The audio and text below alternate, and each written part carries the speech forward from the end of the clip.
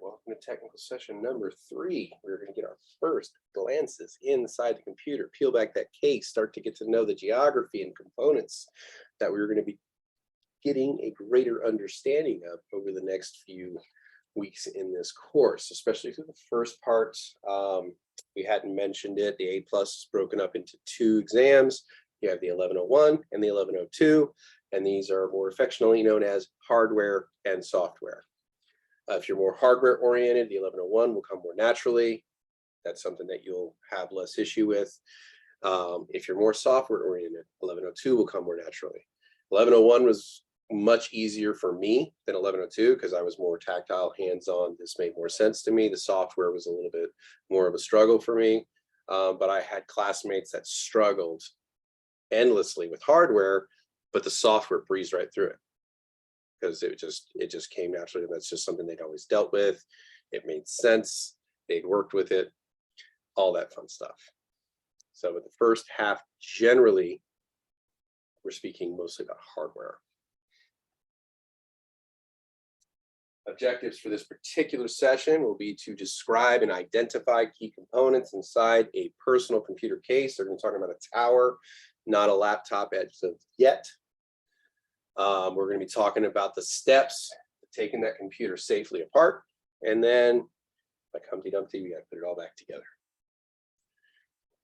So we'll walk through those phases. And then as we go through, we'll talk about replacing, like in future sessions, we'll talk about replacing motherboards. We'll talk about replacing RAM. We'll talk about replacing, the CPU, all that stuff. And the majority of the steps are the same.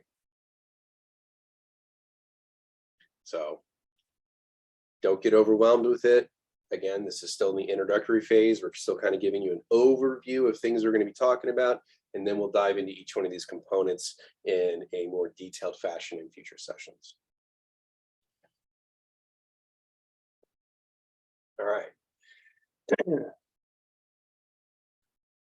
For this particular session, the BSMs we want to keep in mind are teamwork. IT is a team sport. No one knows everything, and on any team you are operating on, you're going to have varied skill sets. So some of you may be better at scripting, some of you may be better at voice over IP, some may be better at networking, some may be better at security. Understanding these strengths and weaknesses is valuable, but it also lets you know when issues like this come up. It gives you opportunities to learn from your team members on these particular issues and advance your skills even further. And also future orientation. The actions we take today will affect our future endeavors. If we're looking to go for the A+ and we decide to take a pretty casual view on it, spend our evenings, instead of studying, binge watching on Netflix, playing video games, I'll just listen to it in class, it'll all come to me. Unfortunately, the fruits you bear from that will likely not be as good as you hope. But that's nobody here, right? 3 months, we are single-mindedly attacking this goal. All right, first, talk about the basic case for a computer, also known as a chassis. Typically seen as a tower case. More frequently nowadays, you will see it standing vertically like this. However, there are different types that can also lay horizontally or flat. And many offices I've been, they use that as a monitor stand. So they will set your monitor on top of the case, rising it up a little bit, making it a little bit easier. But for the most part, you would see it in an upright manner like this. Sometimes you have what are called all-in-one cases, and that's when everything is inside the monitor itself. So it's all in one. There's one plug that plugs in. They have ports on the back. Windows has gotten into these recently. The iMacs are pretty notorious for this.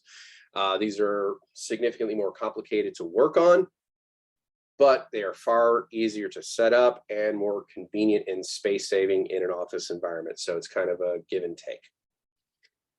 But predominantly, we are going to be focusing on the tower type cases. And then there's laptops and tablets, which are also a little more compact. We will get into those when we start talking about mobile devices.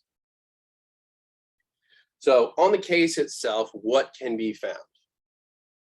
You have a multitude of drives.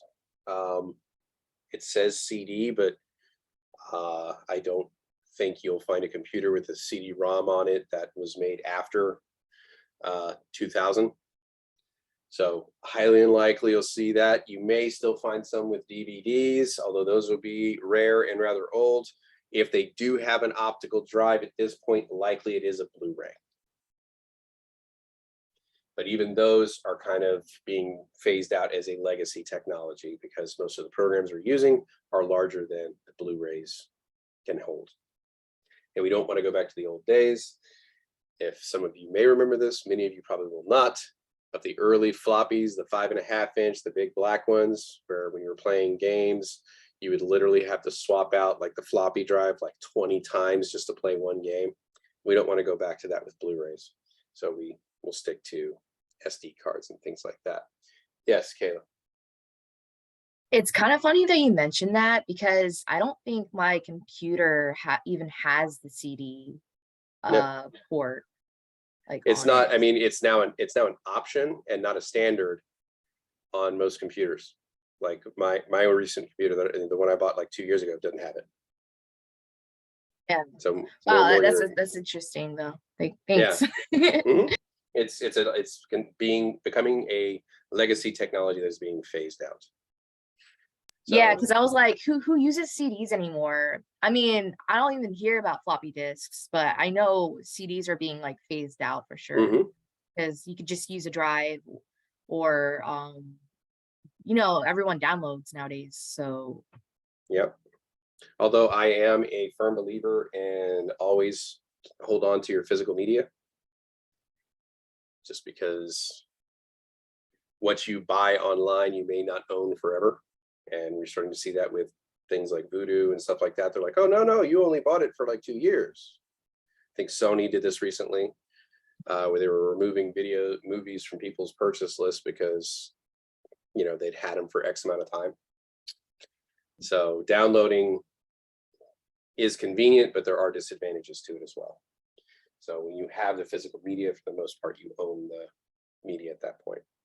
Yeah, I don't know. It's controversial because a lot of people are like, "Hey, it's less wasteful," and I get it. You know, like, but yeah, I do. I don't really like that. I didn't know about that companies were starting to do that though. Oh yeah, they're doing that, especially with movies and stuff like that, because they can rebundle it as a special edition. Disney is most notorious for this, even historically speaking. They used to go on eBay and buy up all the old VHSs of movies that had been around for a while because they want to make sure there is a scarcity for it for when they re-release it in 20 years, there will be a market that wants to buy it. So they were doing that since like I would say the late 90s. It was really, really prominent that they did that. And also they're editing old movies too, and people, you know, don't necessarily like that, so they want to have Star Wars. Yep. Replacing Anakin, that was horrible. And Kelly, I think most of these new computers don't come with CD drives, but they do come with an expansion bay just in case you needed one.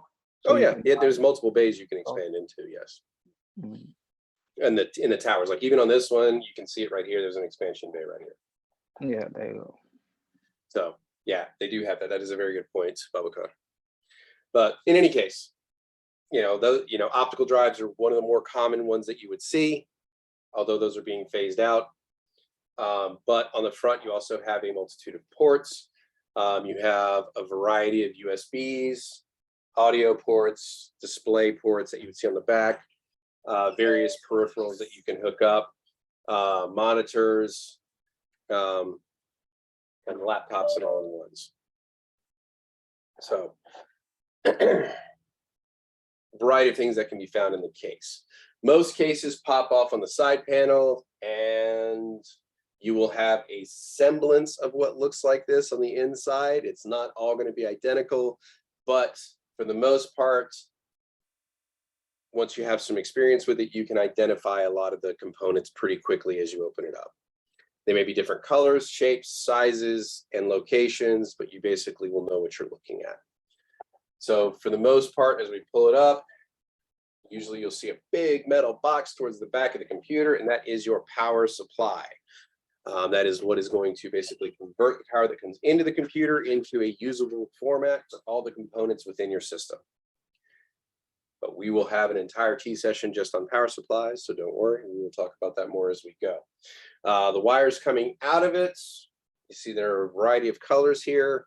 Originally, these colors would mark the voltage and type of wire it is, but with new gaming computers and a lot of that stuff, you will see a lot of times all the wires are the same color. They're going for more of an aesthetic look on them. But again, we will talk about that in a little bit. Hold on 1 second. Something interesting is about to happen in my house. Give me about 2 seconds. All right. So we talked about the power supply towards the back right here. You have a big, looks like silicone electronics board right here. This is your motherboard. And this is essentially the backbone or the nervous system of your entire computer. On top of that, you'll see a big fan right here, which we'll talk about. There's a variety of ways this can look, because it can be liquid cooling. They have things called submerged computers, where the entire computer is housed inside of a liquid. So there is a variety of stuff we can see in that case, but standard, you will see a giant fan that is sitting right on top of the main processor, which is called the CPU. Again, we will talk about that as we go. Near the front are your drive bays up here, where you can add extra optical drives, floppy drives, hard drives. For those who like the obscure ones, you could add a Jazz drive or a zip drive, what have you. But all that can be added near the front of the computer. They usually have methods to locking them in. Near the back, there'll be metal tabs that we can't see here, but we'll get a better look at them later, where we can add additional functionality to our motherboard, like a graphics card, 3D sound cards. If you don't have a onboard NIC or network interface card, you can add a NIC and a bunch of other stuff. And you can remove tabs from the back. You lock them in these little slots here on the motherboard and add functionality to your system. Again, we're going to be going over this in more detail. This is just kind of giving you a preview of coming attractions. See up here in these vertical spots here, that is where your RAM or short-term memory modules would lock in to kind of aid in the processing of information. But again, we'll talk about that a little bit more as we go on. And then as we come up here, this would be the front of your case, which is the part we are most familiar with, where you would see your optical drive hookup. You would have a couple USB ports, power button, all that kind of fun stuff.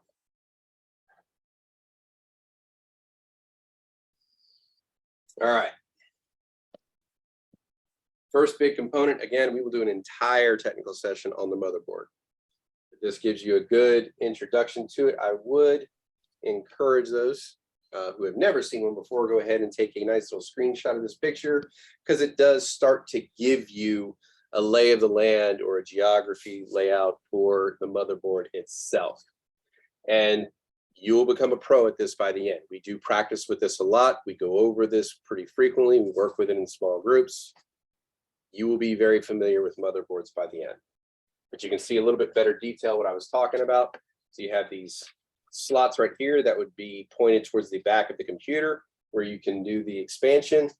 And that's where you would add your graphics card, sound cards, NICs, what have you. You can add these on at this point. And there are different types of slots that are available. We'll get into them a little bit more detail. You have the old school PCIs. You have the most recent, which is the PCIe. And then you have the bridging technology, which was the AGP, or advanced graphics port. Don't expect you to memorize this yet. Again, coming attractions. We will be talking about this in more detail. This is just kind of getting your brain ready to see what's on there and talk about it. We have our CPU socket in the middle, where our processing unit goes. Remember yesterday we were talking about capacitors. They store electricity even after you've turned the computer off. here we go. These are capacitors right here. They look like a little AAA battery, or a small version of that has just been soldered down onto the motherboard itself. So all of these that look like little batteries sticking up, those are all capacitors.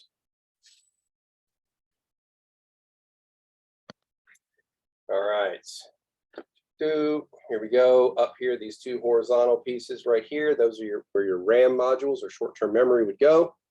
Again, we'll talk about it later. Your primary power connector right here, or P1.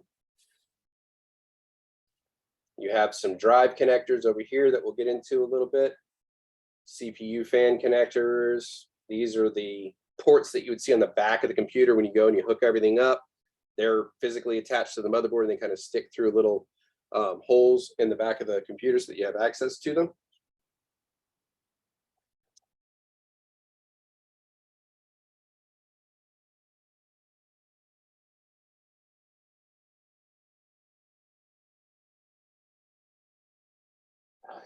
All right, and then lastly, you have something right here. It's a heat sink, and what it is meant to do is draw heat away from a chipset.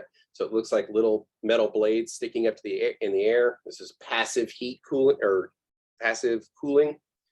And basically, as the metal heats up, the air circulates through the blades, and it cools the metal down, causing it to cool at a better rate than it would if it was just without it. But again, we'll talk about cooling as we go.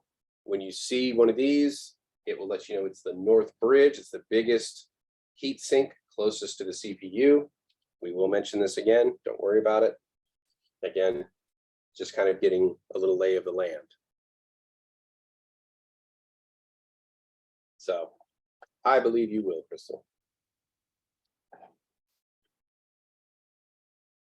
All right, so that is your motherboard. Here's another look at it. It's more of a top-down view. Slightly different motherboard. This one has 4 RAM slots right here. Here are the ports that you would see pointing out of the back of the computer. That would have like your network card, your monitor ports, all that kind of fun stuff. A lot of your sounds, like all that stuff that would be on the back of the tower. That's right here. It's all attached to the motherboard. Here is the singular, or one of the expansion slots for this one, and then you have 2 PCIe by 1s. We will explain those a little bit better as we go.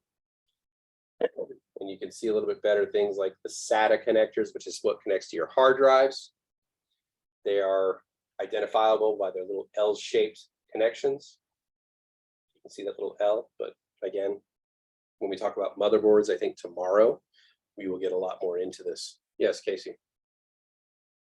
I know a lot of the homework last night talked about how to problem solve or troubleshoot. And one of those were to clean up PC. Are we gonna dive into that too later on, or what? Oh yeah. We'll talk about cleaning up a PC and some of the things not to do and some of the entertaining things that I've seen people do with regards to kind of cleaning out, and that falls under general maintenance. So we'll talk about that probably a little bit today, as well as, go over it more and more as we go through. So yes, absolutely. All right. And here is another angle, but this gives you a really good view of those ports that you would see on the back of your computer. So you got a couple USBs. There you go. You have your DVI port here. You have an HDMI, your NIC or RJ45 internet connection right there. Down here, this appears to be an eSATA right here, which is an E stands for external. So if you ever see just SATA, that's internal. eSATA is for external. Again, we will go over that again. Display port right here. We do have better pictures of these, so it's easier to identify. Again, this is just kind of a brief introduction. And USB 3.0, the way to identify that from a standard USB to the version 3 is the color. If you see black, that is usually a version 2.0. If you see blue or teal, for those who see more than 16-bit Windows color, it is a 3.0 version. Then you also have FireWire, which is one of my favorites. I still have a couple FireWire drives, although that one is becoming a legacy technology as well. And then you have your 6 audio ports, including fiber optic audio for the audiophiles out there that just love that really crisp sound. Questions so far? It sounds the same, Kelly. Don't worry. I feel like you're coping. It's all right, man. I'm not coping. I'm not an audiophile. I'm almost deaf. But I have audiophile friends that are like, you just can't beat it, man. It is way better. If you really listen, you can tell. They are lying. They are lying. It's like the people who love coffee and they have that ritual that takes like 3 hours to make a cup of coffee and say it tastes better than everybody else tastes it. It's like, I can do this in 5 minutes in a coffee maker. Same thing, bro. Same Talking thing. about the pouring method, okay? Where they have like the hourglass shaped vase with the bamboo wrapped Yeah, around it. it's gotta be ceramic. Yeah, okay? I got You gotta make sure the ratio and hot temperature of water is perfect too. There's never been a moment where I'm so glad I don't drink coffee. Yeah, and don't forget, Crystal, like the beans, Oh yeah. That's funny. Amaya, how can we help you? My laptop has a USB port pro on left side and the right side. So does that mean the motherboard is wide from laptop one side to another? Well, no, it's not one side or the other, because usually you'll have like your back panel connectors, which look like this. So I can only ever see your back panel connectors that look like this that are connected to the motherboard. And then you'll have hookups for what are called your front panel connectors. And so there'll be pieces of the case that will plug into the motherboard and be able to connect USBs to the front of the case. It's not always, it doesn't necessarily mean that the motherboard takes up the entire width, although laptops are kind of their own animal because every motherboard is specific to the model and make of which you're working with. So it's very proprietary. There's rarely instances where you can take a motherboard from one model and put it in another. So they're kind of their own animal. But on desktops specifically, you have your back panel connectors, which are hooked to the motherboard, and then you have front panels that you will connect via wires to those USB ports to communicate with the front of your computer. So, good question. Any others? Not coffee related? Yes, Ramon. So would it be the same for the hard drive that's inside the laptop as well? Can you take one from another laptop? Yes. Well, the hard drives, yes, you can. Yes, because those tend to be a pretty standard size. So there's typically 2 types of hard drive sizes you have, and in laptops, I think they have like the 1.8 and then the 2.3? I might be a little off on that. Sorry, I'm still waking up. But typically in like Chromebooks, you'll see like the 1.8. I'm sorry, what was that? I think it's 2.5. 2.5. You were getting there. Yeah, I just sometimes. No worries. My internal dictionary sometimes fails me. So you get the 1.8, which is typically something you would see like in like ThinkPads, like this, or not ThinkPads, but like the smaller, less powerful drives, Chromebooks, stuff like that. So they're going to be much smaller hard drives, and you don't really see those often anymore. And then you have the 2.5s, which is more your standard for a laptop. And that is even becoming a little bit more of a standard for desktops too, because they clip in nicely into the 3.5 with an adapter. But those are universal. Typically, you can take one out of one and put it in another, and it works. Yes, a graphics card would be considered peripheral.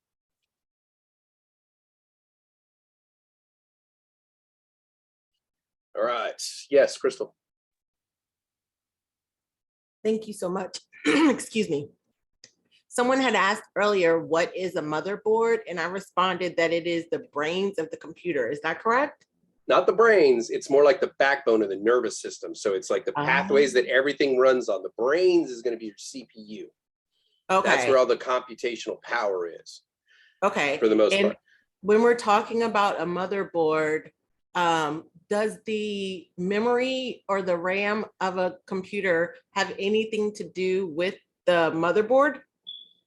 Well, it hooks into the motherboard. It's a module like a CPU that clips down, and you see these little circuit boards that are sitting like perpendicular into the motherboard right here. Yeah. These are your RAM modules. So, and that adds extra short-term memory for the computer, or volatile memory. But we will talk about RAM in its own T session. And then when it comes to the graphics card that everybody keeps talking about, because I don't have that kind of luxury up in here. Gotcha. Would you put the graphics card inside of the motherboard? Yes, it would lock down in what's right here. You see this blue slot right here. Yep. This is called your PCIe or PCI Express. And the graphics card would actually lock down into that. It would have its own power source that it needs. And then it would kind of poke out the back of the computer so you can plug in your HDMI or whatever display ports or Thunderbolts or whatever you're using for it. Okay, thank you. If I could add one thing, Kelly. Yeah, sure. For Crystal, if you've ever like built a Lego set with your son, anybody, you know, a computer is, I hope I'm not saying this like it's not hard, because it was for me the first time, but it's really just a matter of knowing that things fit in certain places. Yeah. It's not really that hard when you know what it attaches to. So it's like it's very expensive Legos that you don't put on a wool carpet, you know. Don't do what I did. So yeah, that's the way to look at it. And for the most part, a lot of the connectors and shapes and sizes, especially in the desktop arena, are pretty standardized. So there's only like really a few types of motherboard for desktop, like shapes. But when you get into like the laptop arena, because it's such a confined space, everything is very proprietary. But certain things like hard drives, RAM modules, stuff like that is still pretty universal. Yes, Donnie. Yeah, so just for clarification, peripherals are anything you would connect to the motherboard? Essentially, yeah. Okay. You know, outside of the core components. Okay. So outside of like your main CPU, RAM or whatever. But yeah, anything you're hooking on to add functionality is considered a peripheral. So a monitor is adding functionality to a computer. A keyboard is adding functionality to a computer. A hard drive is adding functionality to a computer. Okay. So.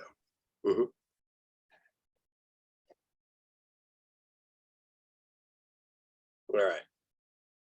So beyond the motherboard, which is the backbone or nervous system, allows everything to kind of communicate.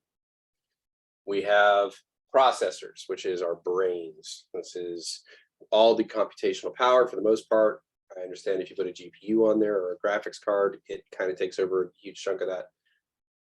In a standard system, the processor or CPU is the brain of the system. That is installed directly on the motherboard.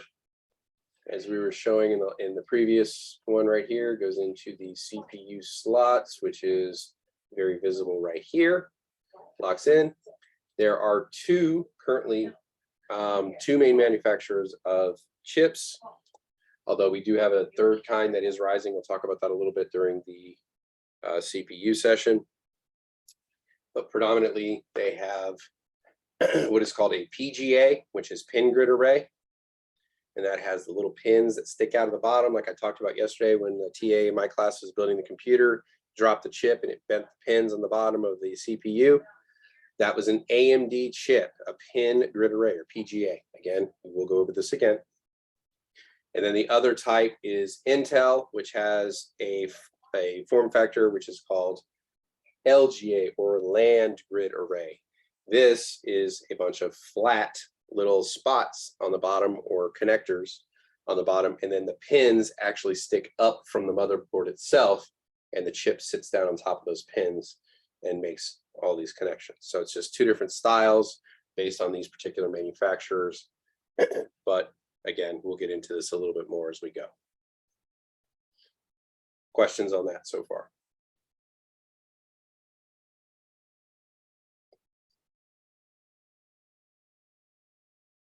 All right.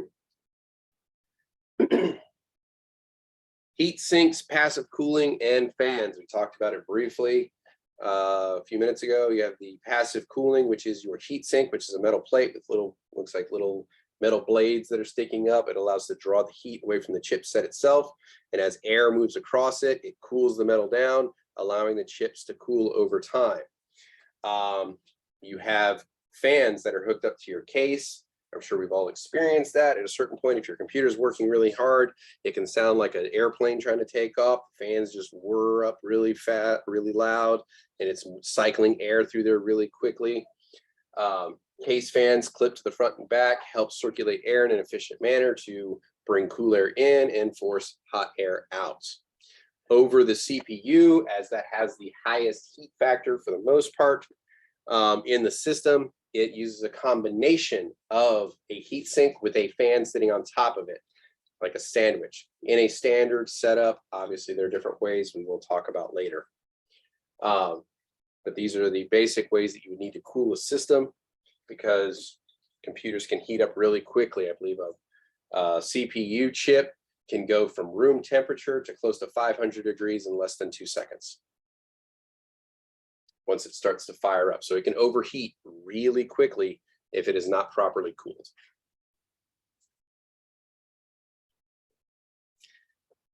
Yes, Crystal, server rooms are cold specifically because they want to try to keep the machines cool. Computers, much like us, they're comfortable generally about the same temperature we are, but I think it's about 3 to 5 degrees cooler. Like their optimal is usually about 68 degrees, where ours is closer to 72.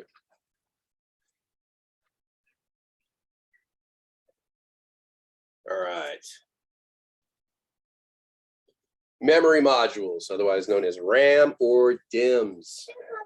These are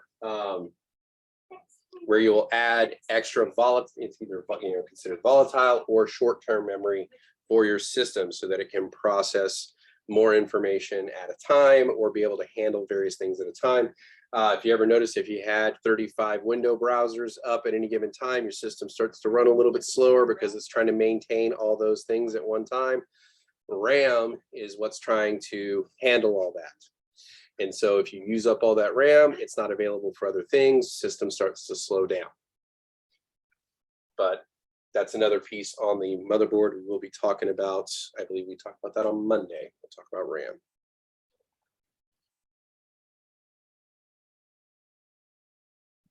All right. Thankfully, it is installed in the motherboard with these locking clips. It's these little ears that stick out. To get it out, you push down the ears and it pops it out for you. And then when you're locking it back in, these little ears come up and lock the RAM in place, keeping it secured to the board. This helps prevent it from becoming unseated. If you have a bad connection, the RAM becomes unusable.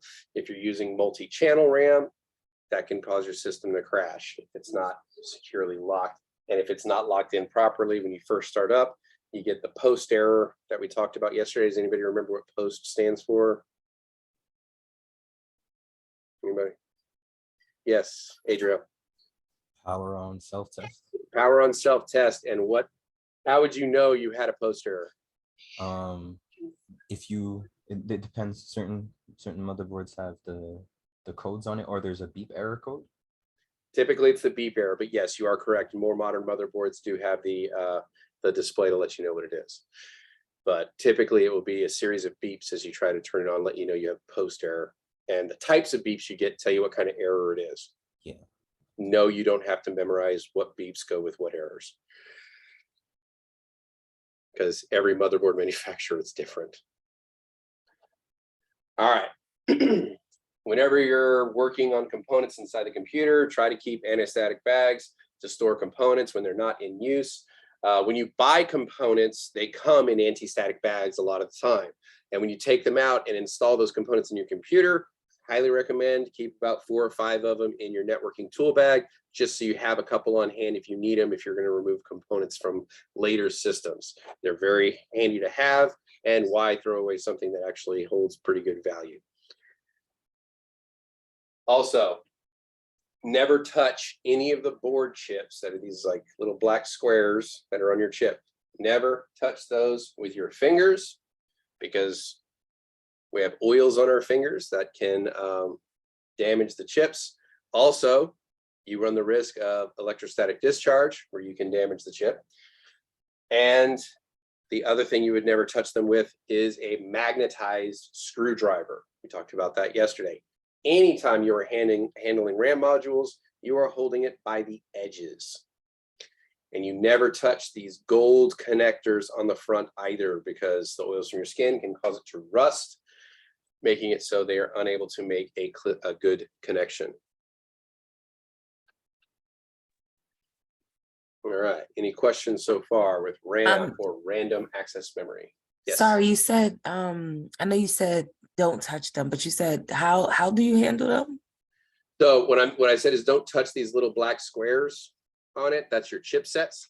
If you do handle them, you hold them by the edges. So you would hold it by this side over here and this side over here. And when you're installing it, you would press along the back edge over here. So we'll go over that and show you. But these little gold connectors at the front, don't ever touch those. And then don't ever touch the black square, which is like little microchips that are welded or soldered down to the silicone board. Okay.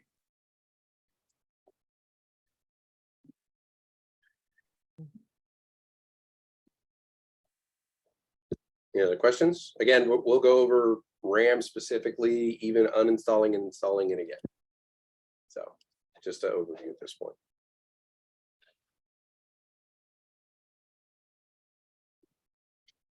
All right. Different types of drives that you'll see on a pretty standard basis. You will have your optical drives, which you talked about earlier, which is your CD, DVD, which you almost never see, and then your Blu-rays. Then you have your HDDs, which are your hard disk drives. These are also called mechanical drives or magnetic drives. These have like a little platter or metal disc inside that spins around almost like a record. It has a read-write head that writes information and reads information from it. This operates off mechanical parts, so you may hear these things called different things. So you hear them called HDDs, you might hear them called mechanical drives, you might hear them called magnetic drives, or what have you. More modern, we use what are called SSDs, which stands for solid state drives, means no moving parts. Think of it kind of like a USB thumb drive that you use to store documents on, but larger. They tend to store a little bit more information. They also work a little bit faster, flash memory, but problems with these is this memory can degrade over time. All right, but we have a whole session on drives. You'll learn way more than you ever wanted to know about hard drives. So any questions on that so far? All right. Expansion slots. This was the ports that we were talking about that point out the back of the computer. You can see these little metal tabs that you would remove in order for these slots to be able to be installed properly. They would essentially lock down in one of the expansion slots, either what are called PCI, AGP, or PCIe. Again, we will talk about these in more detail, but it allows you to add even more functionality to your system. Now, little word of caution, you may think that if you remove some of these tabs and you leave them open, it might be great because you have more airflow to your system, right? That's actually very bad because it doesn't allow the air to be moved efficiently. So you always want to make sure if there is no expansion card in place, these tabs are closed. That way the fans that are drawing in cool air and pushing out hot air are able to work efficiently. If there is other open areas like this, the fans can't work efficiently, the system can't cool properly, and you may start having overheating issues.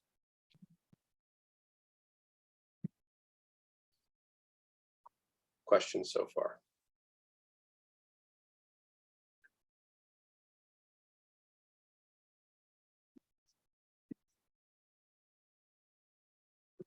All right. So here's a little bit of closer look at the expansion slots.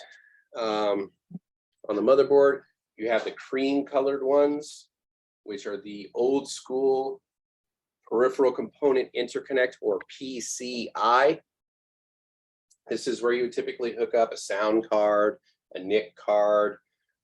Some of them you could use it to import cable or TV video connections that you can record it to your systems if you wish.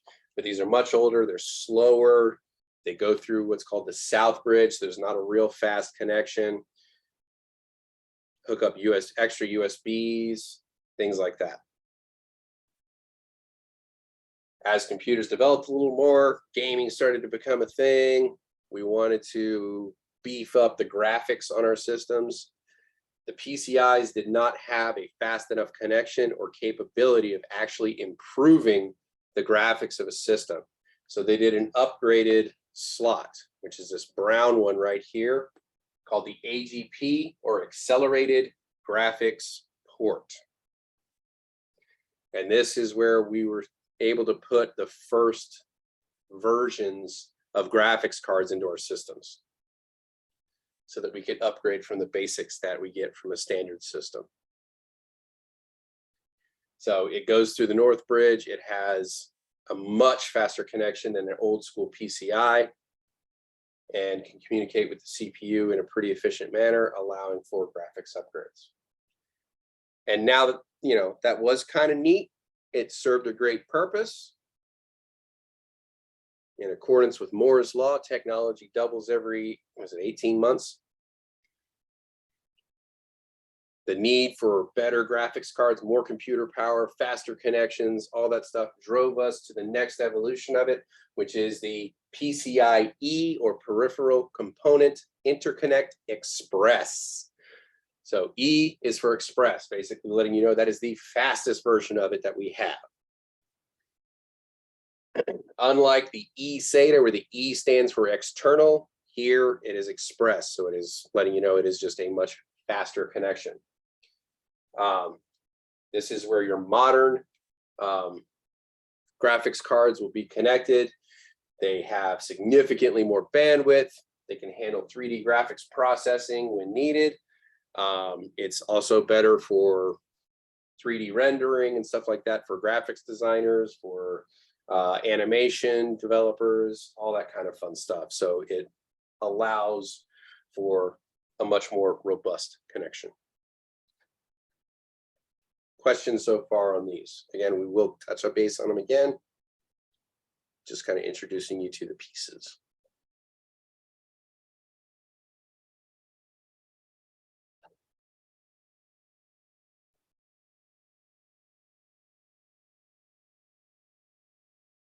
All right.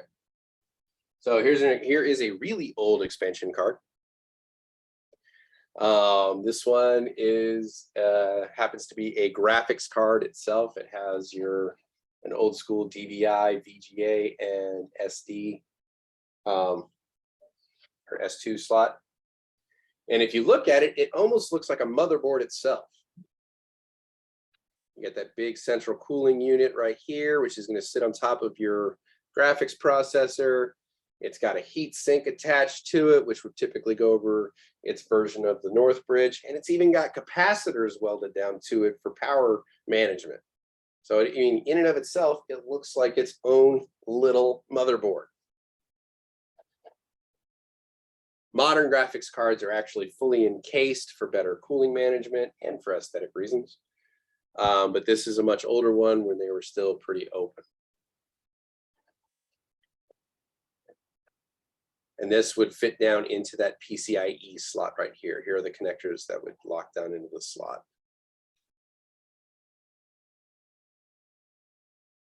Questions on this?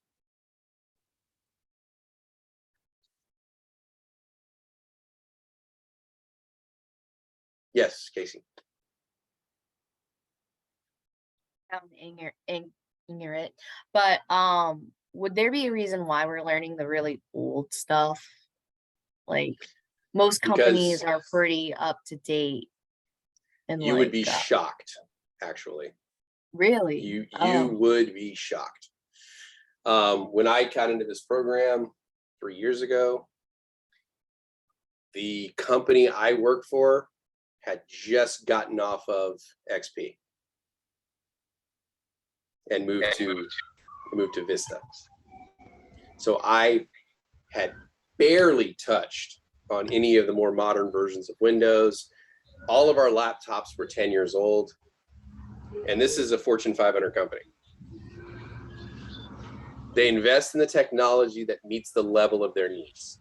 If there's not a lot of computing power needed, if it's just data entry, if it's just, managing, mild software, they will go by with much older systems. And that's before you start getting into government, state, school systems, all that, where they have extremely old systems as well. So the notion that every company is going to have the absolute most up-to-date is not always accurate. All right, thank you so much. Because sometimes when I think it's not important, I'll like completely disregard it. So I get it. And some of the basis for a lot of this stuff hasn't changed. So modern graphics cards, I can't even show you the inside of it because they're fully encased, right? But here I can even show you that it's even got built-in capacitors, it's got air cooling, stuff like that. So yeah, some of the pictures may be older, but it still does hold some relevance. Yes, Cynthia. Yes, Kelly, I think this is really interesting because before I graduate in psychology, I was trying to do nursing, and for me it was frustrating, but it's just how they do. Nobody used the old methods of math in the hospital, but this is exactly how they teach you. They teach the old way of division. You don't use a calculator, none of that. And then when you work in the hospital, everything is technology. So I realized they teach you that just in case something goes on in the hospital, you have to know how to do it on your own. So I find your approach similar to that, but I think it makes sense. To a degree, it can. I mean, and it really does depend on where you are. Like some of the infrastructure systems that are being used, like SCADA systems, are operating off programs that were written back in the 1980s. And that's like stuff that runs pipelines and things like that. So understanding and being able to utilize and manipulate legacy technology actually can make you very valuable in the marketplace. Yes, Francis. So to half scare people, it's mostly for security purposes, but almost all of your airplanes are updated utilizing floppy drives. So it'd be helpful to know a little bit of that old school stuff. Yeah. Who wants to go on a vacation this weekend?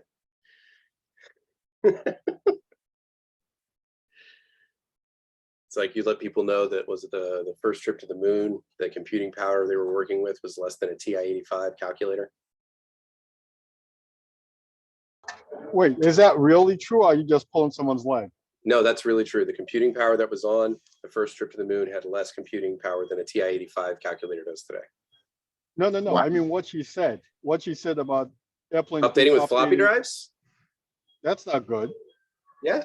No, it's for a security purpose. Yeah. It's having an analog update is better than having it online where it can be taken over. Oh yeah, I was just about to say that. Maybe it's so that they can't like remote hack or something like that. Well, like a lot of, like I was talking about SCADA systems, they have what's called an air gap. And I think that's what Francis was talking about, to say it's a gap where no network connection is hooked up. So in order for something to transfer from one to the other, it has to be done through a specific drive, an analog way, because you do not want to allow somebody to be able to get into the back door. So it's like walking with cash and walking with a credit card. You walk with cash, it's more dangerous. People can take your cash from you. You walk with a credit card, they got to take you to an ATM. You know what I'm saying? Yeah. Right?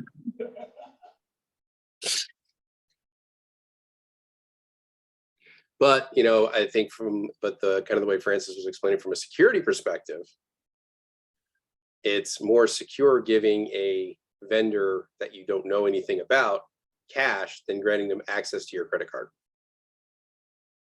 Because you give them cash, it's just that one transaction, but the credit card, the information could be stolen in transit. If the vendor themselves is not reputable, they can take the credit card. There could be skimming devices, all that kind of fun stuff. So the cash itself would be a more secure way to do the transfer because it's one and done.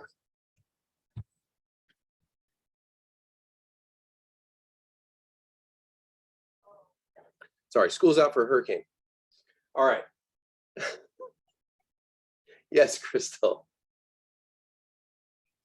Hey, thank you so much. So I was just going to say, in my mind, with the jobs that I've had in the past, I've had a lot of jobs. Everything comes down to dollars and cents, Kayla, and software is very, very, very expensive. So if you have a company and you have 2,000 employees, you are going to keep them at Microsoft Office 2003, like until you just absolutely cannot use it anymore. And then when you upgrade them, usually most companies don't upgrade to the newest version of Microsoft Office. They go to the most compatible version because they don't want to spend the money for the most recent version of Microsoft Office. Well, but there's also the exploits are known. Yeah. And that's why most businesses did not want to get away from XP because it was built on the Unix platform and was so stable. And then a lot of the homegrown software that companies had were built to interact with XP. Even so, like when they moved up to, was it Windows 7 and 8 and 8.1, they still had XP mode. So you didn't have to rewrite applications to be able to interact with the new versions of Windows. They could still interact with a almost like an emulator of XP. And like companies did not leave XP until they were forced to. But isn't that like a security risk? Because it's like if you have outdated stuff, it's so much easier to. Well, that's where the forcing came in. See, Windows was continually upgrading the security on it, so it was still relatively secure. It wasn't until Windows finally said, "Okay, we're not doing any more security updates," that companies were forced to come off of it. Open, please. Open, please. That's interesting. You have a company there, Kelly. Yes, and he is quite precocious. It's Last a little cohort. embarrassing. They can afford it, right? I don't. Well, but the thing is like if you've developed your software in-house and you have to, like, if it's a complete structure change, you have to rewrite that code. That in and of itself can open you up to a lot of vulnerabilities. Not to mention the man hours involved, where you're talking about, hundreds of man hours just to upgrade that code to the newest version. But yeah, I'm not going to say profit is not a motive, but it's one of those things where you start doing that cost benefit. Like when I was getting into transportation, we were literally using a system that was called AS400, which looked like old school MS-DOS, and it was 2-letter codes for everything. And then you type it in. It was black and white screen, it was about as archaic as you can get, but all the, almost all logistics companies still use it because it worked. It did what it needed to do. It did it well. They felt no need to upgrade. And it wasn't until like the last year or two that I was in transportation that they stopped using AS400 altogether. And that was in, the late 2010s. This was a system that was built back in the early 90s. So if it does what it's supposed to do, it does it well, why get rid of a good thing? So that's their perspective on it. You have to say, what am I gaining by improving? Am I changing just for the sake of change, or is there an actual fiduciary benefit to it? Or even efficiency benefit? If you don't check those boxes, there's no point. My system looks cooler, it's prettier, but it costs $10 million. Well, my system does everything efficiently. It looks like a 1980s gremlin, but it works. So it's cost benefit. They look into it and see. And certain industries are more known for more legacy technologies, warehousing, manufacturing, Although manufacturing is starting to catch up with more of the AI and stuff like that, but like old school manufacturing is just, if you're monitoring it, it works. That's it. So, any other questions?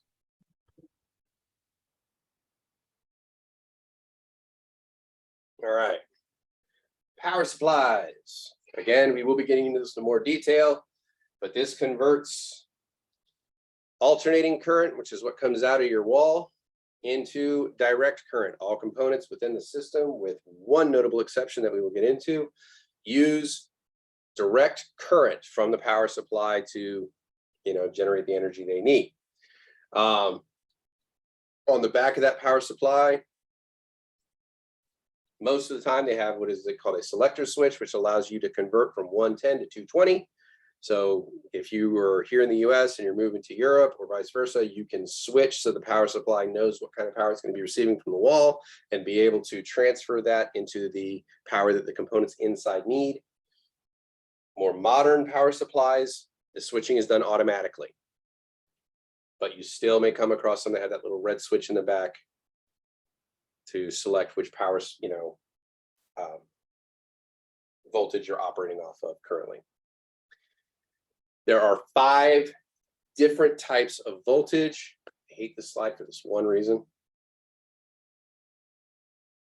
5 different types of voltage that you can receive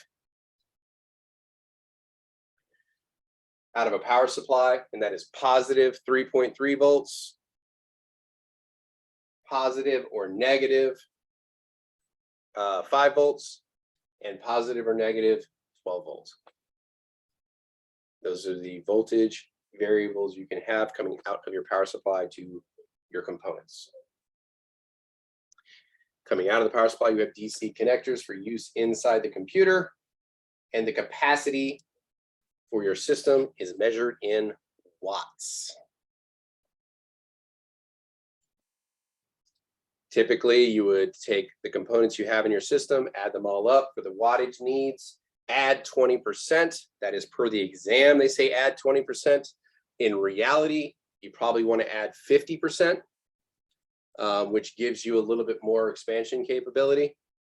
But for the purposes of the exam, they say add up all the wattage. That together tells you how much you need, and then you add 20% just for a buffer.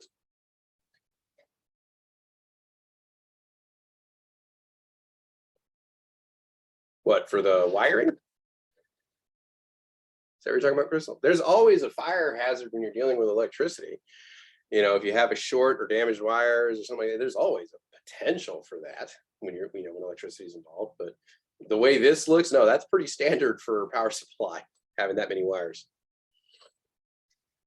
All right, clear that. Can you repeat what you said for the exam for the adding 20%? Yes, and we will go over it when we talk about power supplies again. So in order to determine what kind of power supply you should use for your system, you add up the wattage requirements of all your components in your system, and then you add 20%. That's specifically for the exam. For real life, 50.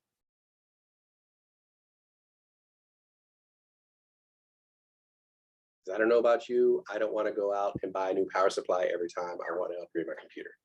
Are we going to go over that again? Yes, we will be talking about power supplies, I think early next week, and we will go over that. Is it possible to buy a power supply that is way too powerful for your computer? And does that do anything? You basically overkill? Yeah, essentially. Okay.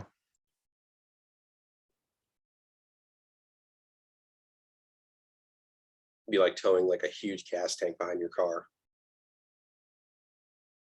That's a perfect analogy, actually.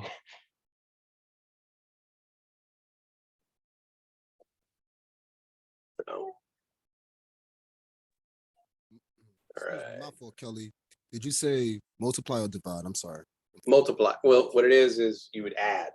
So you add up all the wattage that you need and then add another 20%. So if I needed 100 watts to take care of my current power needs for everything I have, I would actually buy a power supply that had 120 watt capability per the exam. Real life, I would buy 150 watt. So just as a simple example. Donnie, do you have another question? All right. There we go. So here we go.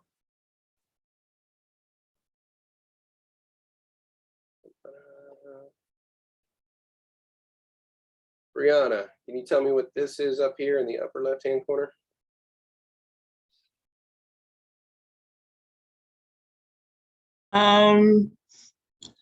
Big square thing right here.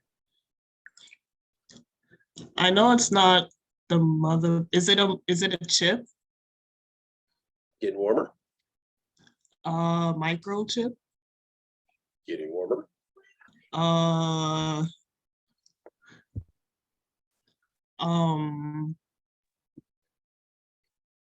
much warmer? Give you the hint. It's a brain. It's a brain. Oh, that's the CPU. There you go. Yes, CPU. Here. I didn't know that's what it looked like. I thought it would be bigger. Well, it's, I mean, it's, you know, about 1.5 inches, 2 inches square. And it's flat. Bonus points. Who wants to tell me what kind of form factor that is? It's flat. I don't see any pins sticking up out of it. So what would we call that? So LGA? There's two kinds. LGA, what does it stand for? I forgot. Land grid array? Land grid array. Land grid array. It's flat like the land. So LGA, flat like the land grid array. Excellent. You said land what? Land grid array. LGA. Okay. The other one was pin grid array, right? Correct. The other one was pin grid array, or PGA. All right, upper center. Let's see here. Ian, can you please tell me what do we have in the upper center right here? What is this?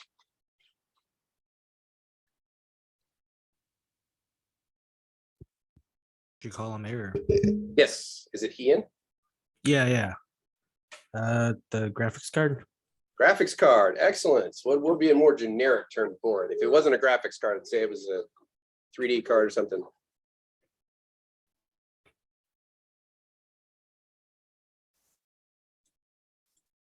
Just real generic. Starts with an E. Expansion card. Perfect.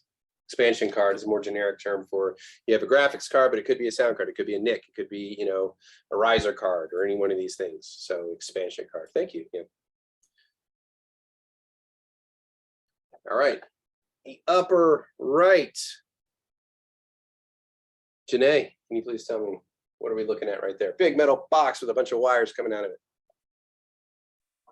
Kelly, I do not know what that is. You should see me going through my notes. Like, I feel like a maniac. All right. Well, I will grant you the option to phone a friend. Oh, to phone a friend? Okay. How about I just pick one of my classmates? That's fine. Oh, Adriel. I hope I said your name right. No, you said it right. I told her to define which one, Kelly? Upper right. Upper right, that's a power supply. Power supply. Perfect. Thank you, Adriel. I got you. Don't worry. Thank you. I'm writing. I'm trying. I was like, please don't call on me. It's not just you. I have a bunch of papers on my desk too. Don't worry. So okay. I can sense it. Let's. Oh man, I feel the draw to where the cameras are off. Lincoln, can you please tell me what is on the bottom left right here?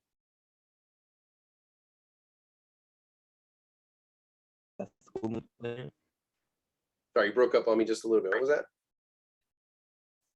That's a cooling fan. That is a cooling fan. Absolutely. Absolutely. Are those heat sinks on the bottom of it? Yes, that is a heat sink. So this would be a cooling fan that actually would clip down over the processor CPU. So yes, you're absolutely correct. Nassim, can you please tell me, what do we have in the bottom center, please? That's a memory card. That is a memory module. Very good. Thank you. Kenya Powell, can you please tell me, what do we have down here in the bottom right? Last one.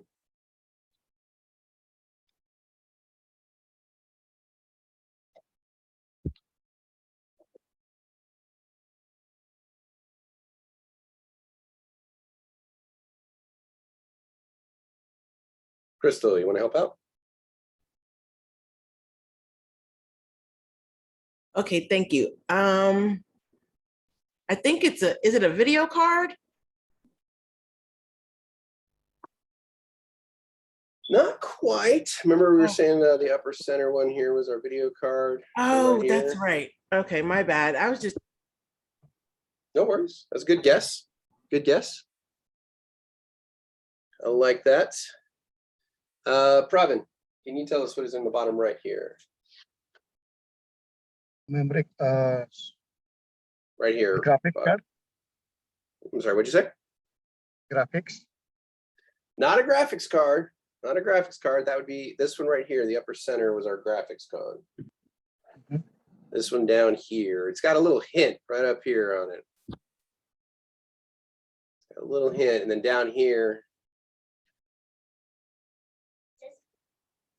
So let's see here. SK, can you tell us what is in the bottom right, please?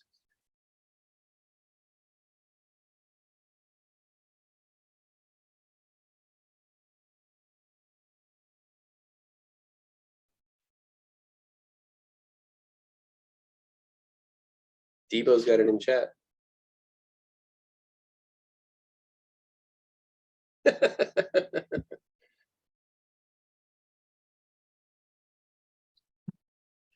So yes, it is a hard drive. That's what it is. You know what it was for me, Kelly, when you said that the 320 gig was the hint? Because that's the big selling aspect with any laptop that you go to buy. They tell you the gigs of the hard drive so that you'll want to buy the laptop. Yes. Yes. So yes, that is, it would have a SATA connection right here. So yeah, there's SATA power, SATA data, and it is an SSD. So excellent. All right. So we will stop talking about new components at this point. Now we're going to shift our attention a little bit, but before we do, I'd like to go ahead and take about 5 to 6 minute break, or let's go and take a 15-minute break, because we've been kind of working at it here for about an hour and 45 minutes. So let's meet back here at 11 o'clock, and we'll go over breaking a computer down and putting it back together real quick. See you in 15 minutes, Kelly and T. Scott. So, Kelly, just to be sure, you said 15 minutes or 5 minutes? We'll meet back at 11, 15 minutes. Okay, and I just wanted to ask you real quick. You said the CPU is like the brain and the motherboard is like the nervous system, right? Yes. Okay. And then when it comes to the wattage, what does the wattage pertain to exactly? The power requirements of all the stuff inside the computer. Okay. And then it's 120% of the total requirements that you would look for in a power supply. I'll start at the beginning. Start at the beginning for me. Thank you. Uh-huh. Amanda, did you have a question? Start at the beginning. All right.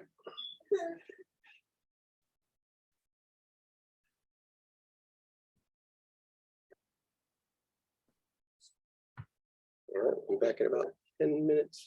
About 13 minutes. Yes, Henry. I have a quick question.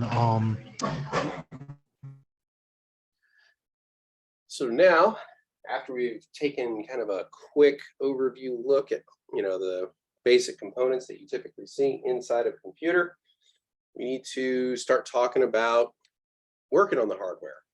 steps we will take to actually get into the computer and take care of whatever issues we have, fun stuff like that. So there are 4 very general steps that you're going to want to utilize when you're going to do some work on a computer. First thing you want to do. Oh, you're not sharing your screen. I'm not sharing my screen? Yeah. Man. Just keeps happening. So one of the first things you want to do is plan and organize your work. Thank you for that, honey. You don't want to get started without having some form of plan of what you're doing. Exploratory surgery on a computer, not something you want to do on a regular basis. The more you rattle this stuff around, the more you deal with this stuff, the higher your risk of damaging components becomes. So if you're going to be opening the case on a computer, you need to have a very specific reason as to why you're doing so. So you want to make a plan and then have a clear workspace you want to work from. Make sure you're adhering to safety procedures, all that kind of fun stuff. And always, always, always, before you crack the case, make sure pertinent data is backed up, because it is absolutely horrible when you lose your data. It's even worse when you lose somebody else's, especially if that somebody else happens to be your boss. So always make sure data is backed up before the case is cracked.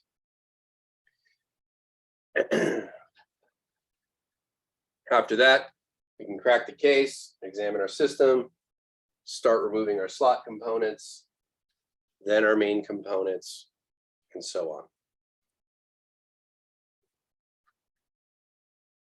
So plan and organize your work. Stay organized with documentation. Before you even crack the case, you want to make sure you want to document all potential damages, scrapes, dents, any of that kind of stuff, like the general state of the exterior of the case. You want to make sure it is documented in case that is relevant to issues that are going on internally. And you don't want to be held responsible for it if it is not something that occurred under your watch. Back up important data. Make sure you have enough space to keep your components from touching each other. We never, ever stack components as we're pulling them out, because that is a real quick way to damage them. Take detailed notes of all aspects of the state of the computer, like you're saying. And it says draw a diagram of the system placement and take pictures. Almost all of us have a camera with us at all times at this point. Take pictures, go crazy. It's one of the best things to have on you and do is to document your steps as you go. Before you remove components, take pictures of all those components. That was the best tip my brother gave me, because he's very mechanically inclined. When I was working in the car, I took stuff apart and I couldn't remember how everything was supposed to sit back here. He was like, why didn't you use your phone and take pictures? He's been a mechanic for years. And he's like, every time I take something off a car, if I haven't done it before, I take a snapshot every step of the way. And then when I put it back together, I just go through the pictures in reverse order and put everything back together. That way you always know where everything goes. So take pictures and document it. Any pertinent pictures of damage, make sure you save those for documentation to be able to show to the customer or what have you. But take pictures. And always, if you're taking pictures inside of the computer, use something, a pen, an arrow, a paper clip, something that will always indicate to you your orientation. So like put a paper clip or something on the front of the case so you can see it in all the pictures. So when you take the pictures, you see the paper clip, that way is facing towards the front of the case. So you know how everything is supposed to be oriented in the machine. Because sometimes you can get turned around. If it's up close pictures and you're turning things around, you may not know which end is front, which end is back, which is up, which is down.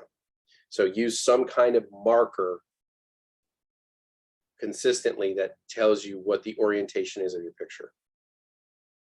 I have to say, it's almost life-saving, but it's job-saving.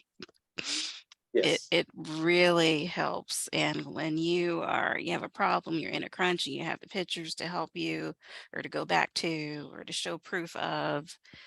Oh my goodness, I feel like this is just necessary to do. Yeah. And in our course, in my cohort, one of the tests you had to pass was they basically put a computer in front of it. You had to strip it all the way down to the case, have them come check, and then put the computer all the way back together and pass post. That was one of the exams you had to take. And that was live in class. And if you didn't pass post, you sat there all day until you figured it out. And the first time I did it, I forgot to take pictures and I couldn't figure out where certain things go. And then I was gently reminded by the professor why I did not take pictures as I went. So I knew where everything goes. Never forgot it after that. Thankfully, I passed post to my second try, but I had classmates that 4, 5, 6 times they kept getting the post errors. And it's usually something simple or something small. All right. Safety, safety, safety. Make sure you have ESD mat, gloves, or bracelet hooked up, readily accessible. So when you crack that case, before you ever put your hands inside of it, you ground yourself to that system. Tie back loose hair, not a personal problem, but some of you out there may have that issue. Remove jewelry. Rings are ever notorious for if you touch a component with the back of your hand, you can cause it to arc to another system, damaging, or another component, causing damage, or ground it out, causing a short. Not good. So please remove your rings and stuff like that. If you have certain jewelry that is exceedingly sentimental, like a wedding ring or something like that, and I absolutely refuse to remove my rings. I had a person in my class, she said, I don't care what's going on, I will never remove my wedding ring. So she got ESD gloves and she put those on over her rings. She didn't have to remove them at that point. So that is a workaround if that is something that you are adamant about. Yes, Galen. I'm sorry for interrupting. No worries. These things that you're talking about for protection, in construction, they refer to these things as PPE. Now, is that like a universal name for these personal protection equipment? Yeah. Yeah, you can use that. I mean, people will understand when you say PPE. Okay. Okay. They use it in the medical field. They use it in construction. They use it, in this, But yeah, it is something that people will generally understand what you're talking about. Okay. Thank you. Mm-hmm. So tie back long hair, move jewelry, never reach into a computer that is connected to a power source. If it is plugged in, don't reach it. Always power it down, unplug it, press the power button for 5 seconds to discharge any residual electricity that's being stored in all those fun capacitors in the system. And then it would be safe to work on. They do say sometimes in the system that you can use keeping it plugged in with the, because the 3-prong plug, the 3rd prong is for grounding. So they say you can use that as a workaround for grounding, although for safety measures, I often advise against that. I'd rather it be disconnected from a power source before I stick my hand in it. So more of a safety thing. All right, all components, especially, motherboards, RAM modules, CPUs, if you ever have to handle them with your hands, always make sure you're handling them by the edges. Don't touch any of the chipsets on the top. Don't handle them from underneath. If you handle them from underneath, you will be dealing with a lot of the soldering points, and those can be very sharp and cut you pretty easily. So, no sense running the risk if you don't need to. So handle everything by the edges and don't touch any of the metal connectors because the oils can cause corrosion and damage.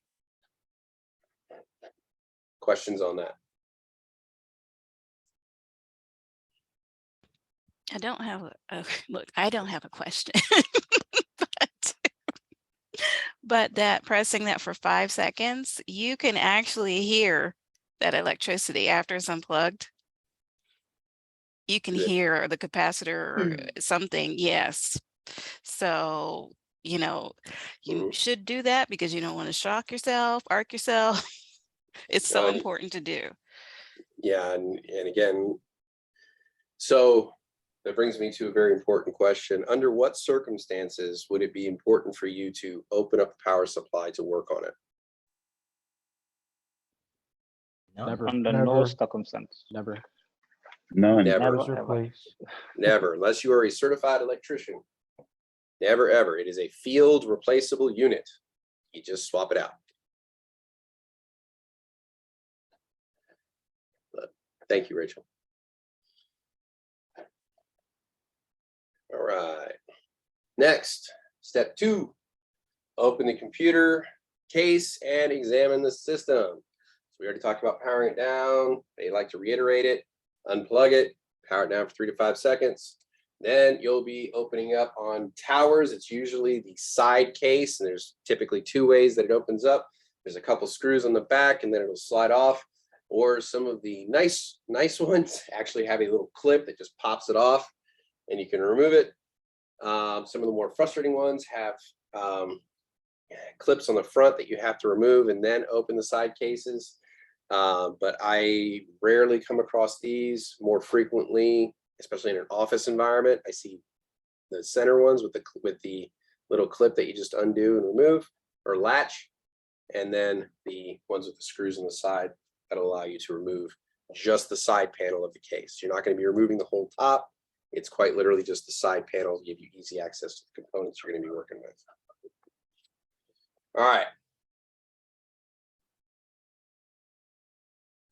So before you remove components, take note of any time you see a little yellow triangle on the cable or the motherboard itself. Whenever you see that, that is not a caution symbol. That is an indicator as to pin 1. So that will let you know the orientation of the component you're putting in. You will see this on your CPU. You'll see this on your P1 power supply, and you will see it on a couple other components. So you always make note of it.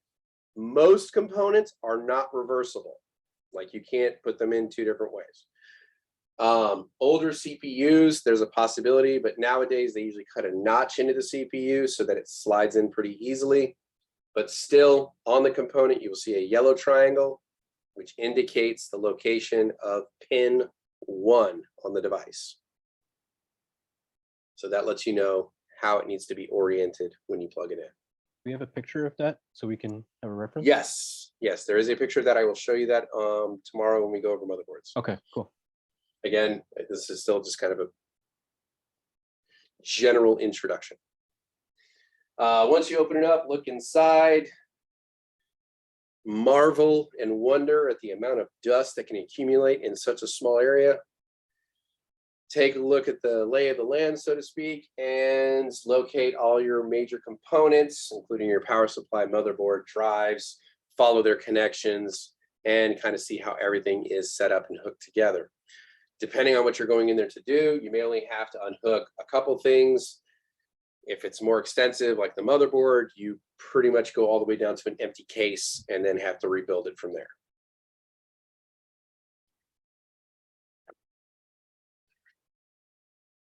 All right. So once the side of the case is open, you've looked in there and you've identified where everything is, then you go ahead and attach your ESD bracelet, your gloves, your mat, what have you, and you ground it out to the system by hooking it up at some exposed part of the chassis to neutralize that charge between you and the computer itself. Any screws you have to remove, keep them out in an organized fashion.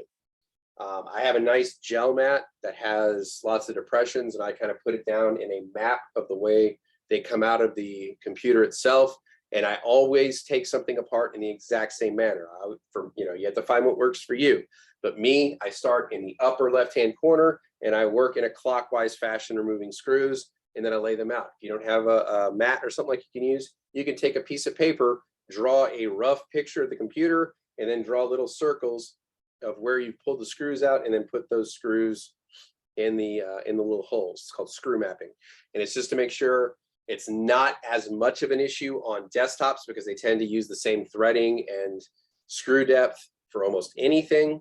But when you're dealing with laptops, phones, mobile devices, and things like that, there are a lot of different types of screws with different threads and different depths. And if you put a long screw in where a short screw used to be, you can actually, like on a phone, you could punch through and damage your screen. Or you can damage some other components because it wasn't meant to be that long of a screw. So you need to have a clear indication as to where all your screws came from. And again, each component, before you unhook it, take pictures. You know, this isn't an ego trip. Like, I don't need to take pictures. My mind's a steel trap. I got a photographic memory. I just lost the film.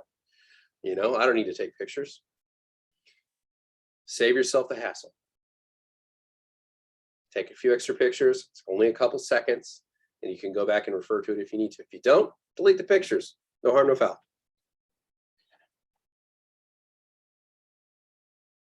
Questions so far?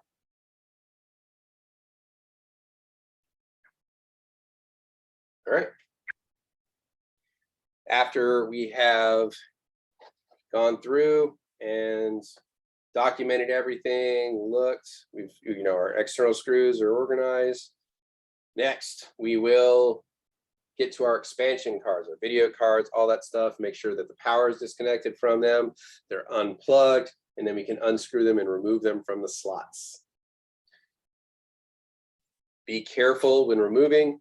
If the slot is having a difficult time coming out, you don't rock it back and forth. You can snap the card in half doing that. You can shimmy it edge to edge and slowly work it out. But back and forth, bad. It can break. Once it's removed, hopefully you have anti-static bags where you can store the components in temporarily. If you kept the extra ones in your work bag as you've got new components in, it's always handy. And you set them so that they're not stacked and they have enough space between them so that they aren't touching or interacting with each other. Next, step 3. After you've removed your slot components, your expansion cards, you're going to move on to your RAM modules.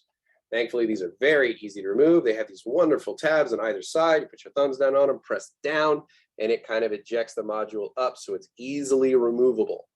Again, grab it by the edges, remove it, don't touch the chipsets, and don't touch the connectors. And then lay those out so that they will not touch each other or interact or damage. If you have the ESD bags, wonderful. If not, lay them out neatly on the work surface. Hopefully you have a mat or something that you can lay it on where that will not allow for static discharge.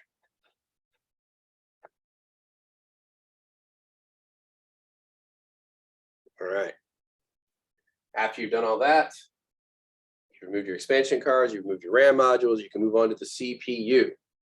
This, first you want to do is you remove the fan, then the heat sink. The heat sink may be a little bit difficult to come off because there is a thermal paste that is on that heat sink that allows for efficient transfer of heat from the CPU to the heat sink itself.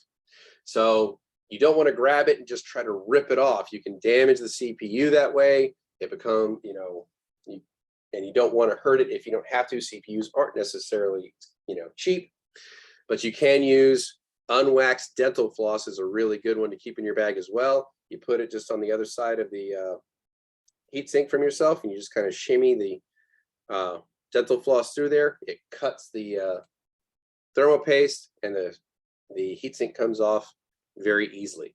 Whenever you're removing screws, like from the motherboard or the heat sink or what have you, if it has screws, you use an X method for removal. So you start like in, say, the upper left corner, you go to the bottom right, and then you go to the upper right, and then bottom left. Kind of like when you're putting on a tire or any other thing like that, and it prevents it from being off balance. It also prevents it from being bent or damaged. So you use the X method when removing and when putting things back down. Again, we will go over that when we talk about motherboards and again when we talk about CPUs. So they do bring that one up a couple times. Once you've removed the thermal compound or remove the heat sink from it, make note of the thermal compound. Is it still kind of moist or is it dry and crumbling? If it's dry and crumbling, it needs to be cleaned off and replaced. If you have to replace it, they have these little, it's like a little syringe that'll inject thermal paste on there. A little bit goes a long way. Typically about the size of a pencil eraser is about all you put on there.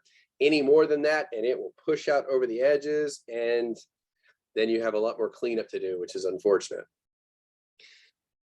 But thankfully, if you're replacing heat sinks or doing clean installs, it's already pre-applied to the heatsink for you, overwhelmingly. But just on a general maintenance standpoint, if you're going in and you have to remove it anyway, take a look at the state of the thermal compound, make sure it's in good shape. If it is, you can reapply the heatsink when you're done with your work and go about your day. And then when you pull the CPU out, please use a chip extractor. Learn from the TA in my course. And place it in an anti-static bag. Finally, step 4, remove the main components. So you can remove all your power connections from the board. Unscrew the power supply on the outside of the case. You have to make note of which screws you're undoing, because some of them are not actually securing it to the case. They're actually screws for the motherboard itself. So take note which screws you're undoing, and then you can pull the power supply out. And at that point, pretty much everything will be removed. You have drives left, pull those out, and then you'll be left with your motherboard itself. Your drives typically will be connected with SATA connectors, Molex, a lot of that stuff we will get into tomorrow, SATA and PATA cables. You have front panel connectors, which you see right here. And this allows the motherboard to talk to the front of the computer. So it's the lights that come on when you turn it on. It's the sound you hear, that beep when you first turn your computer on. So sounds, power, all that stuff. So it registers the power when you push the power button. All that is connected to what's called your front panel connectors right here. Again, we will talk about that in more detail tomorrow. So when you're done with that, you can finally remove your motherboard. And again, just like the CPU, you remove the screws in a X pattern. Make sure you document where your screws go. Desktops, usually they're all the same. Laptops, mobile devices, screws tend to be different sizes and threadings. So depending on what you're working on, you have to be a little more cautious. So you remove all those, and then you can remove your motherboard from the case. It may not come clean out. Sometimes you have to kind of maneuver it to get it out, but you never, ever should have to bend your motherboard to get it out. It got in there without being bent. It can come out without being bent. So sometimes you just have to kind of angle it a little differently to get it to come out, and that works okay. And then you can put your new motherboard in, and we go through the steps in reverse order, putting Humpty Dumpty back together again. Oop. Oh, let me do this real quick. We'll go over that real quick. Go. This. I forgot we had audio visuals.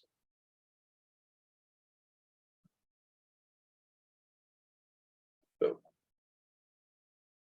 There we go. Down so it's not too extreme. This kind of you may already know that there are many important parts inside a computer, but what exactly do they do?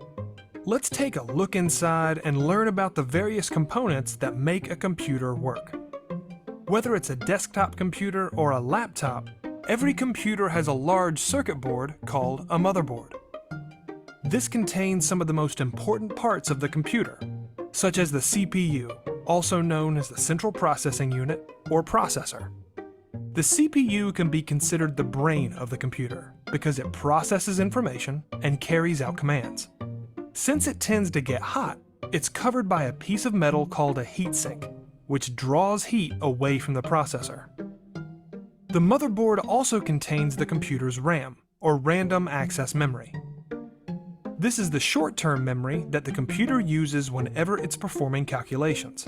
However, you cannot store your files there, because the RAM is cleared when you shut off the computer. The hard drive provides long-term storage, keeping all of the computer's data even when it's turned off. Many hard drives use a magnetic platter to store data, but many newer computers have solid-state drives, which are faster and more durable, but also more expensive. On many desktop computers, the motherboard has expansion slots that allow you to upgrade by adding expansion cards. You can add a video card to get better graphics performance, or you can add a wireless card to connect to your wireless home network. Most laptops, however, don't have expansion slots. Of course, the computer's components need electricity to run. The power supply unit is designed to take power from the wall outlet and send it to all of the different components that need power. Laptops also contain a built-in battery that lets you use them anywhere.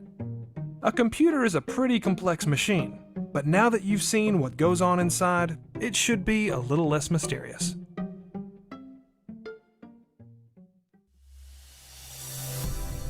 GCF Global. All right, so that was just a quick summary of what we just went over with regards to components. And there's a little quiz. Yes, Ramon. How how exactly does the heat sink work? Because like the way I'm looking at it is like you put a hot spoon, well, a spoon in something hot, the entire spoon and the thing is going to be hot. So how does the heat sink pull the heat away? So let's use that spoon analogy. So you put like a hot, a spoon into a hot bowl of soup or something like that, and the spoon gets really, really hot. Like say it's like boiling. Now, if I put like an ice cube on the end of that spoon and start cooling it, the heat is still going to keep being drawn to that cooler portion of the spoon.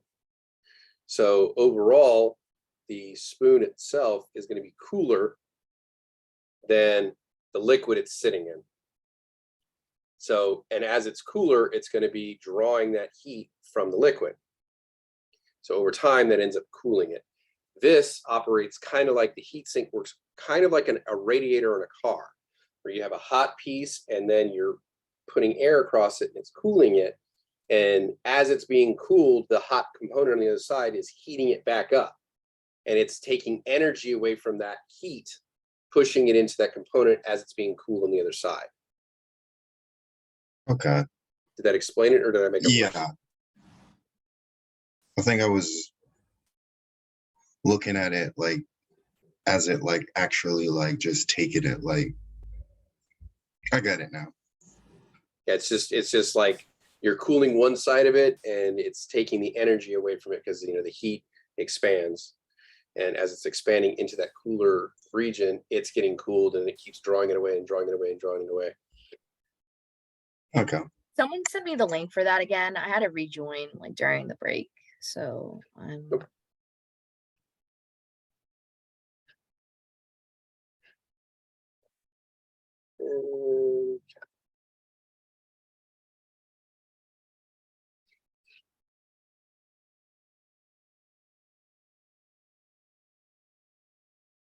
There you go. Pause it right here. Thank you. Hold on. I'll drop it again for you. Sorry. There you go. No worries. Thank you. Mhm.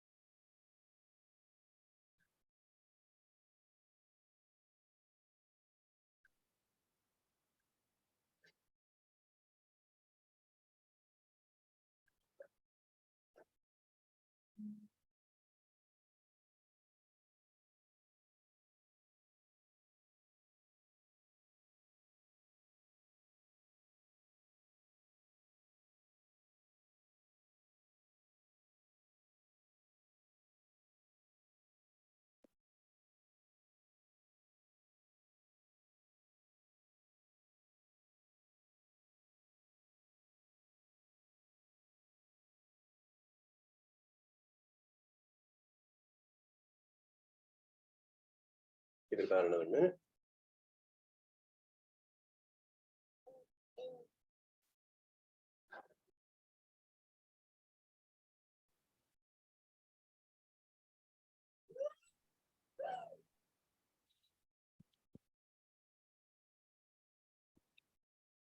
Kelly, there's I guess an informative message in the instructional staff channel.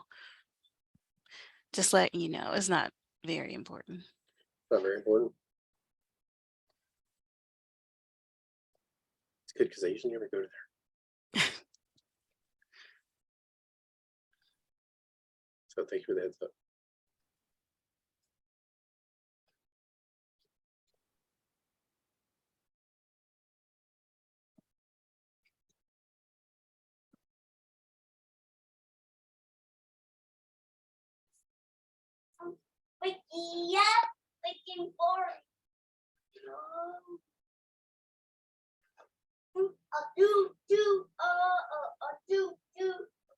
First we're singing.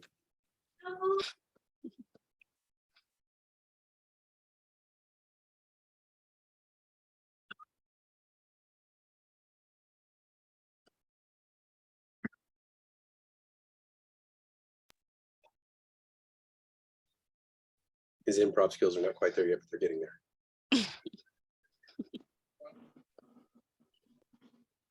All right. So here are pairs. Step 1, putting the motherboard into the case. 2, connecting all drives and fans into their housing. 3, connect all cables to the board.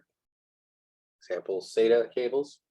Step 4, attach power supply and connecting it to the correct components. 5, install the CPU into the motherboard. 6, insert the RAM to the correct locations on the motherboard. 7, insert all expansion cards. 8, place the case cover back on the computer. 9, attach all external devices like monitors and keyboard to start the computer and see if everything is working.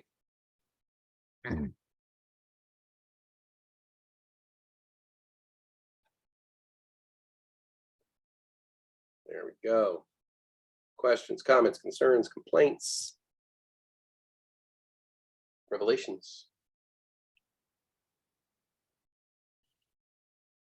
Yeah, I did not do good on that one. It's first exposure. Yeah, same. I don't expect perfection out of the gate. I don't require perfection out of the gate. I don't require perfection by the end. Progress, not perfection. Everybody's starting out at different places, but we all have similar goals.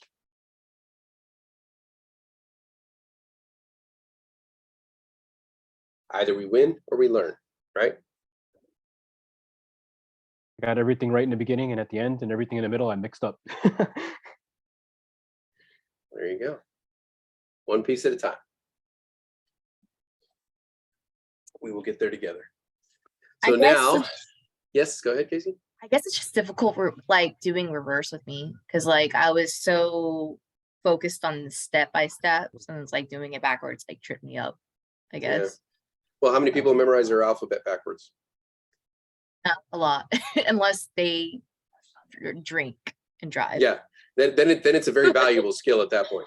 But you don't typically, we don't remember things in reverse order. It's actually counterintuitive to how we think, because we think in terms of stories. We think in terms of events, you know, like a cause and effect. Thinking about those things in reverse order goes against it, but it actually does aid in you understanding and learning it if you force yourself to think of it in reverse order. So by that, we should now be able to describe and identify some of the key components, not in detail, but just in general. Like that's a CPU, that's a RAM module, that's a power supply, that's a motherboard. Inside of a personal computer, we should be able to name, in general, the steps of safely taking a computer apart and the steps of putting it back together. And we will go over these steps ad nauseum for all of their components that we talk about removing and putting back into the system. So It is not the first, and it is not the last time you will see these steps. So with that,